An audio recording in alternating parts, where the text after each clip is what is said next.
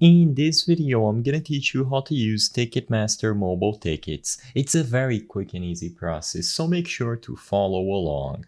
In order to be granted access into most events nowadays, when you purchase tickets through Ticketmaster, you will need to have them scanned through the Ticketmaster mobile app.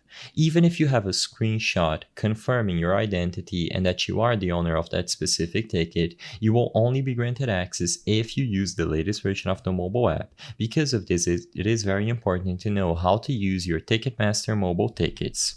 What you have to do in order to properly have them scanned and that way you can be granted access into the event is first make sure that the app is up to date running the latest version available.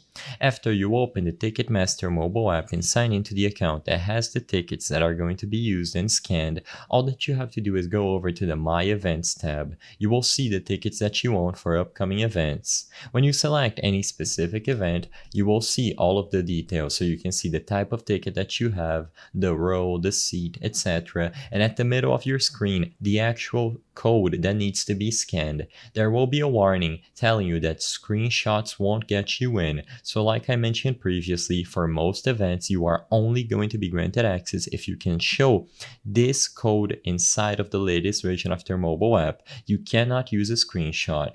As long as you have this page open when you are going to attend an event, they are going to be able to scan this specific code. So that's all you have to do. Make sure that you open My Tickets when you go over to the Ticketmaster mobile app, and as long as you do so, you will be granted access into any event. Select the corresponding ticket and make sure that the code is eligible and that they can scan it from this page. I hope I was able to help you on how to use Ticketmaster mobile tickets. If this video helped you, please be sure to leave a like and subscribe for more quick and easy tips.